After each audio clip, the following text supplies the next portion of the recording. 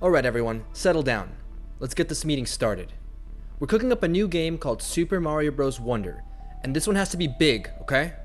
I want everyone's craziest, most ridiculous ideas. Don't hold anything back. Got it? Whoa! 皆さん、聞いてください。考えがあります。マリオ&エレファント。Almost all of the discourse I've seen around Mario Wonder has compared it to the new Super Mario Bros. Series, using words like creative and innovative a whole bunch of times. So you better believe I'm gonna cash in on that trend too. 2006 marked the inception of the new 2D Mario series, the brilliantly named New Super Mario Bros. And between that year and 2012, Nintendo released 4 new Super Mario games that were actually just one game released 4 separate times on 4 separate consoles. Don't get me wrong, these games were all great. You know, some more than others. But looking at the history of Mario games, Super Mario Bros. 3, Super Mario World, these new games just didn't stand out. They were safe. They were like the sweatpants of 2D platformers. Simple, comfortable, easy to get into, but overly casual and unimpressive to a fault. Like the dad bod of video games.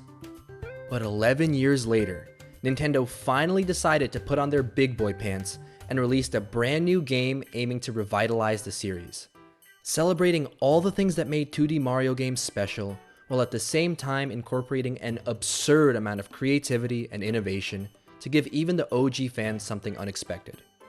Super Mario Bros. Wonder. And it worked out pretty well for them. But this game doesn't need a whole goddamn introduction, so let's not waste any more time and jump right in, shall we?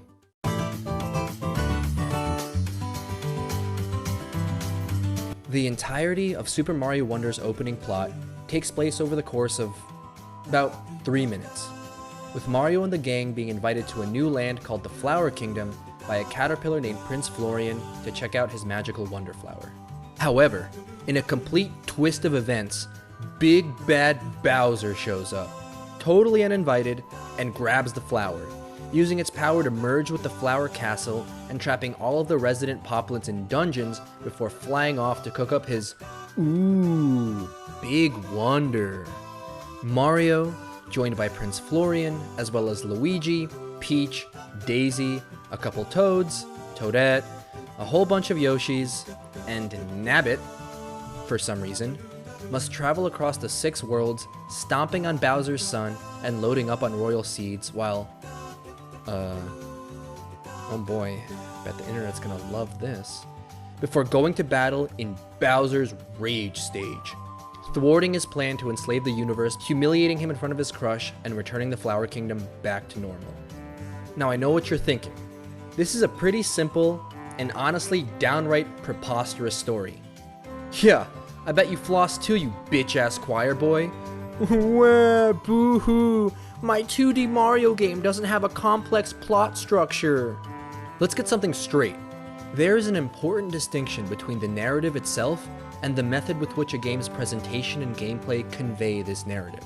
Unfortunately, most gamers are simpletons and aren't capable of understanding how a game's level design, world building, characters, personality, and overall emotion drawn out by each stage contribute directly to your experience with that game's plot. A Mario game's storytelling is meant to be an amalgamation of all of these things, culminating in you steamrolling Bowser at the end of the game. Which is why, despite the simplicity, you still feel something when you play through these games. But god damn, right out of the gate, you jump into a beautiful, vibrant, colorful world, constantly throwing something new and exciting directly at your face hole. I really think it's impossible to play this game, no matter how depressed or jaded you are, and not have fun. Look at the backgrounds, look at the expressiveness. Everything feels so animated and alive. Even something as simple as having the characters facing at a 3/4 angle instead of directly to the side adds so much to the game's charm. This is the second level of the game.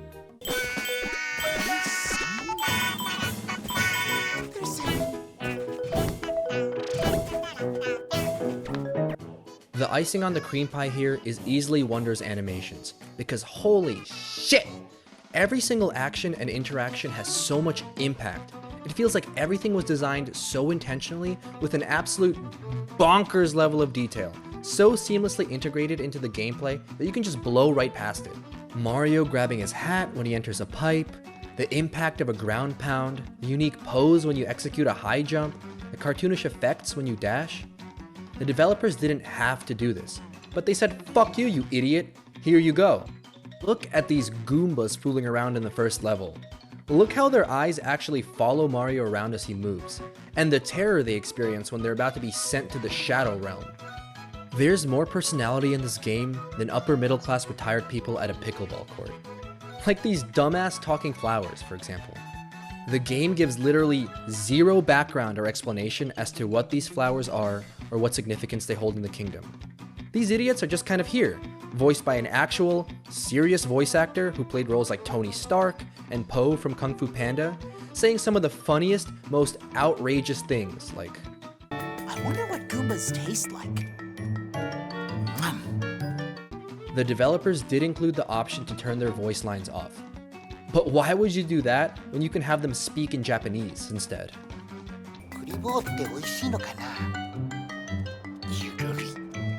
Then you got the goddamn music.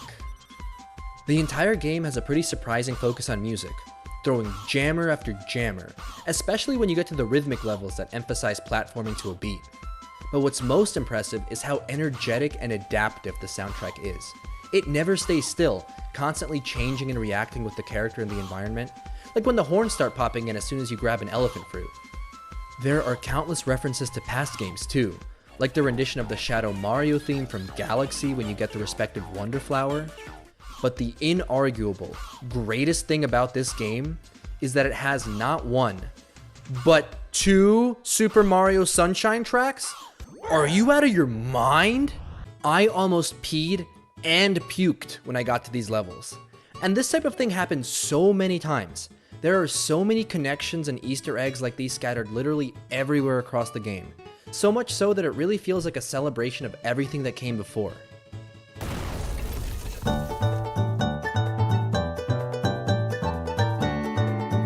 Super Mario Wonder takes the tried and true 2D Mario formula and completely obliterates it, coming in with a full frontal assault of unique mechanics and design elements that fundamentally change the way you play. Pop quiz, Wiener Brain. Have you ever complained about one game being too linear, but then also about another game being too open? Yes, you probably have. Well, I've got good news for you. Although the foundation is obviously familiar, this game does something that very few 2D platformers actually do. It gives the player choices. Worlds 1 through 3 must be completed consecutively, but Worlds 4 through 6 can be completed in any order you want. Even though all 6 worlds do eventually have to be completed in order to reach the final boss, you have a lot more freedom and flexibility. This is true when it comes to level choice as well, with most worlds having a mix of typical linear progression, with brand new open areas that let you choose which levels to complete in order to earn the required number of Wonder Seeds. And these levels are fucking insane. Honestly, Mario games have always had some of the most creative levels out there. We all know this. But Wonder takes those accomplishments and turns it up to a goddamn 11. Music levels, rhythm-based dancing levels, accelerating platform levels, bouncing hippo levels, toxic water levels, silhouette levels, levels in space. There is so much experimentation and variety going on here that it's unquestionably clear just how many people at Nintendo left their mark on this game. Especially when paired with some of the tightest, most fluid movement your eyeballs have ever seen. Think about how important movement is in the context of a 2D platformer. You can have the most intricate world or craziest level design, but the single most important aspect that shapes a person's experience is the way they're able to actually interact with those levels. How well can the character maintain momentum when executing different actions? How quickly can you accelerate back to full speed? How do the game's physics augment the ways you traverse the environment? Answer: I have no idea, but you can throw in some cool power-ups and that might kind of help. Super Mario Wonder has a total of 4 power-ups, which is not a lot, but at least they're pretty fun. The Fire Flower makes a triumphant return and works literally the same way it's worked in every single other Mario game. The drill mushroom gives you this cool drill hat, allowing you to burrow into the ground or ceiling.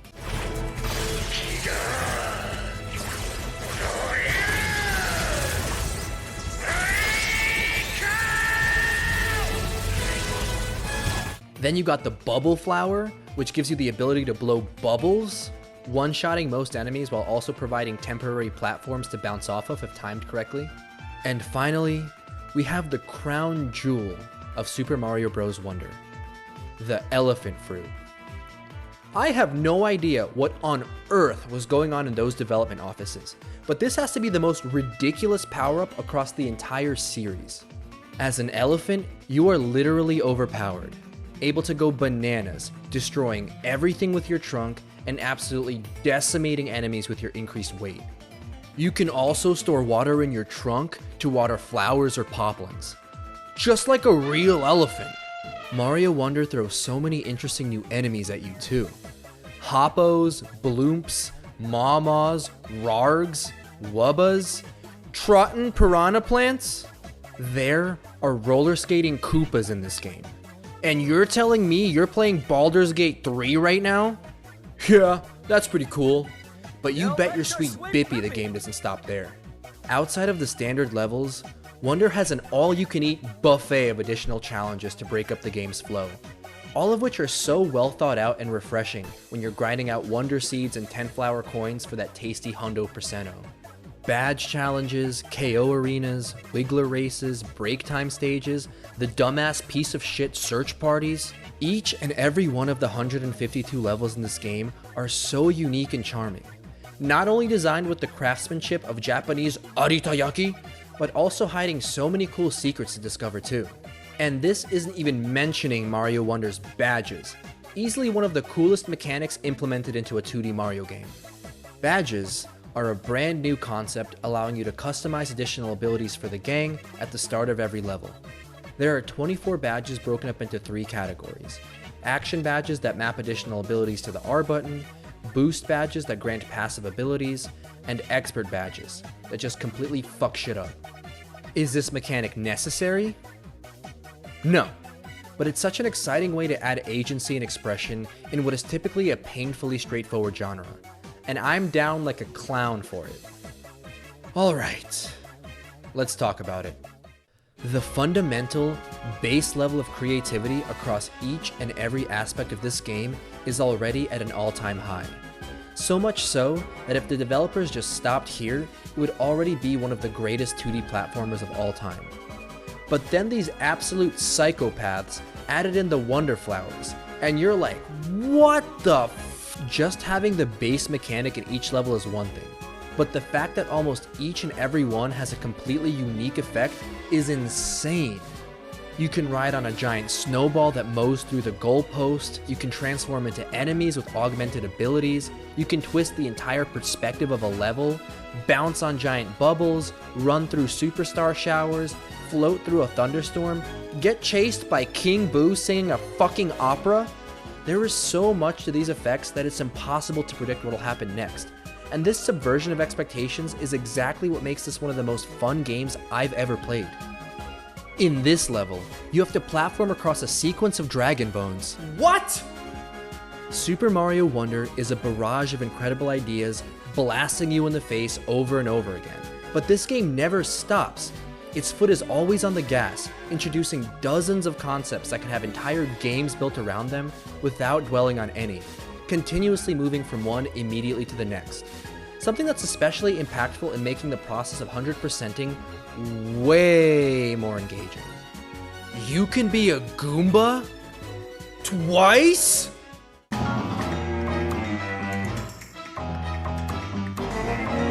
100%ing Super Mario Wonder is almost like going back and reliving the first time you played your favorite Mario game as a kid.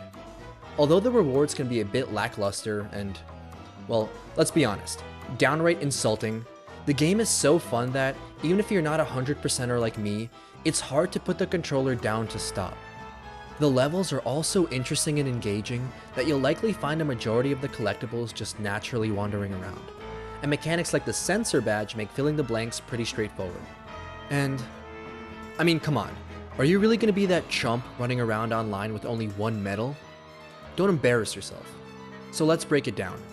Completion in Super Mario Wonder is tracked pretty methodically, with 100% effectively culminating in collecting a total of 6 medals that appear on your game's profile. You can check your progress anytime in the courses menu, with an opaque green checkmark denoting a level that has been fully completed. If you don't have the checkmark, then you've got some work to do. The first medal is obtained by simply beating the game, completing the main story, and defeating Castle Bowser. Once you do, courses you haven't found yet will be displayed as a question mark on the main menu, and the Poplin shops will begin to sell new badges that can map any power-up in the game to a specific form.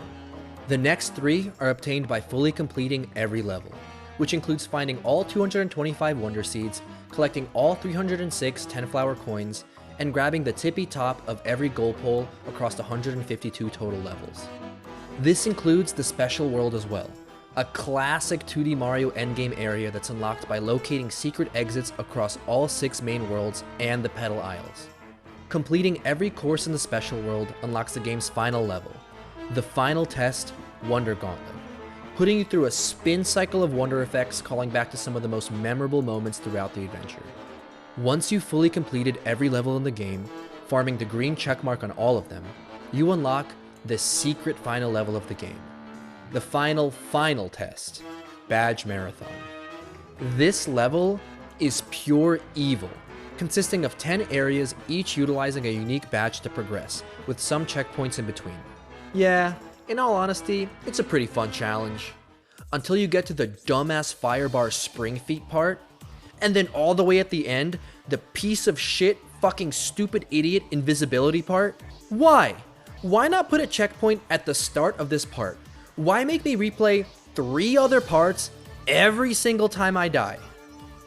But it's okay, because where there are hard levels, there is usually cheese.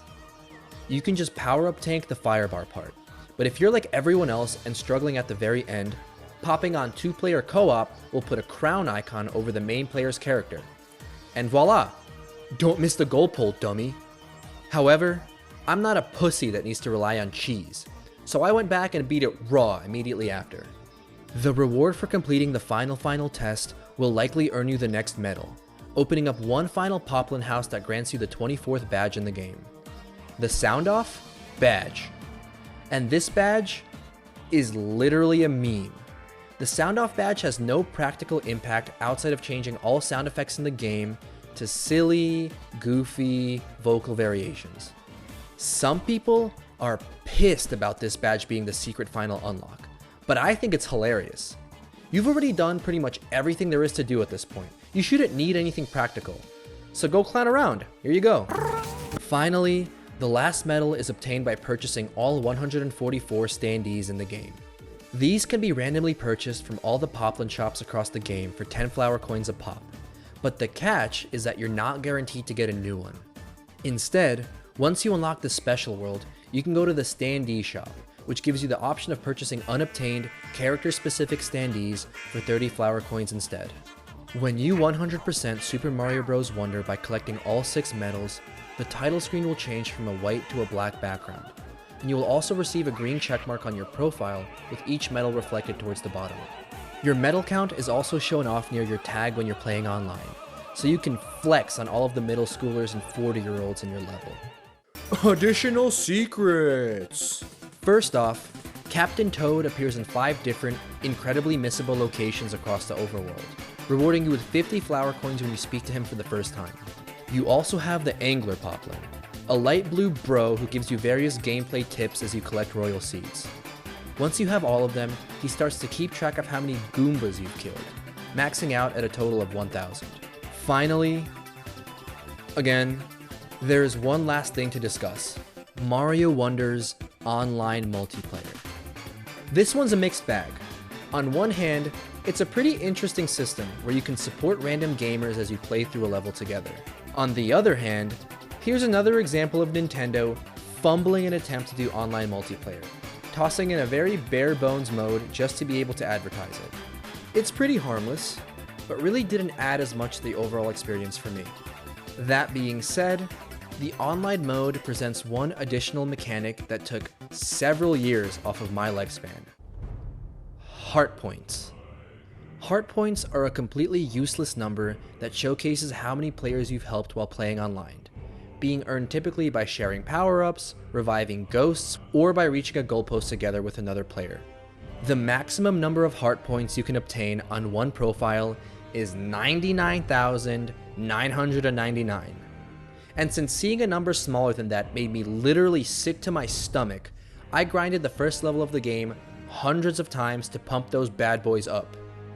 In light of all that, I ended up creating what can only be described as a perfect Super Mario Wonder profile.